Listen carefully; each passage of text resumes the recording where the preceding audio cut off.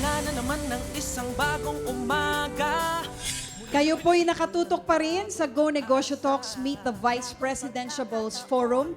Ngayon, dadako naman po tayo sa closing statements ng ating mga kandidato. Lahat po sila ay may tig-1 minuto para ibigay ang kanilang pinal na pahayag.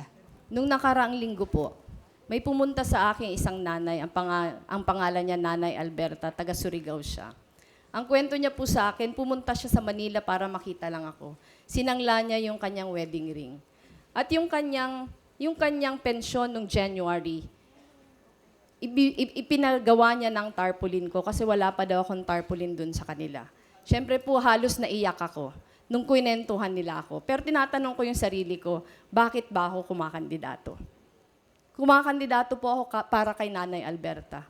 Tumakandidato po ako para sa mga nanay galing sa Naga, para sa mga nanay na nasa Payatas, na andito po ngayong gabi, na umaasa na yung kanilang gobyerno maiintindihan kung anong pinagdadaanan nila. Na umaasa na yung kanilang gobyerno, yun yung makakatugon ng pangangailangan nila.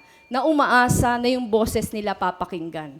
Para po tayo sa gobyerno nakikinig. Para po tayo sa gobyernong binibigyan ng boses yung karaniwang tao dahil galing din po tayo doon. Maraming salamat, Representative Lenny Robredo. Ang susunod po ay si Senator Trillanes. Ang darating na eleksyon ay isang pagkakataon sa atin para pumili ng mga nararapat na kandidato. Huwag po tayo magpadala dun sa mga magagaling magsalita. Tignan po natin kung sino ang gumagawa. Yun lang po. Maraming salamat po. Maraming salamat, Senator Trillanes. Senator Chief?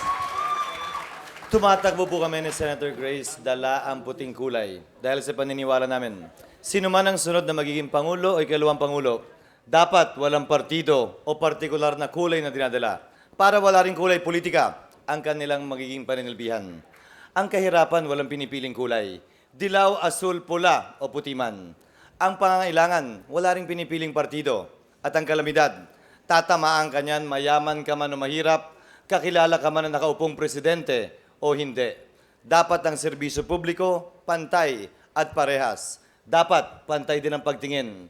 Marapat ding sabihin siguro, walang iisang partido o grupo ang pwedeng sabihin nagmamayari ng lahat ng magandang intensyon at plano para sa ating bansa, maski na mayaman at nakapag-aral ka pa.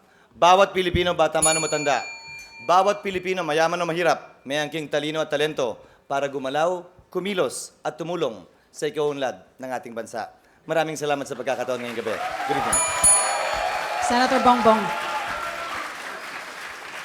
Sa aking pag-iikot sa buong bansa, itong mga nakaraan, ito ang nakita ko. Si Aling Glo sa Jensen, may maliit na barbecuehan, gusto magtayo ng restaurant. Si Aling Pura, may empenadahan sa Ilocos, gusto magbenta ng bagnet at longganisa rin. Si Mamboy, mekaniko sa Antipolo, naghahanap ng tulong para makabili ng turno. Sayang naman ang kanilang pagpupunyagi. Kailangan nating ipagkaisa ang kakayahan ng pamahalaan at pribadong sektor para sila ay tulungan. Kagaya ng karamihan ng problemang hinaharap natin sa Pilipinas, hindi ito kayang ayusin ng isang tao, isang ahensya, isang partido o isang grupo. Kailangan natin pag-isahan ang solusyon. Meron tayong pagkasunduan na plano at sabay-sabay natin isasagawa. Kailangan ang pagtulungan ang lahat ng sektor ng lipunan ang mga problemang ito. Kaya sinasabi ko, para maayos ang mga problemang ito, ng unang hakban ay muling pagkakaisa nating mga Pilipino. Simulan natin ang kilusan ng muling pagkakaisa ng sambayanang Pilipino. At dyan na po nagtatapos ang ating pagsuri sa ating mga kandidato para sa pagka-vice-presidente. Salamat po sa ating mga vice presidentiables. Salamat din po sa ating mga panelista, sina Mon Lopez, Attorney Mike Toledo at Mr. Babe Romualdez.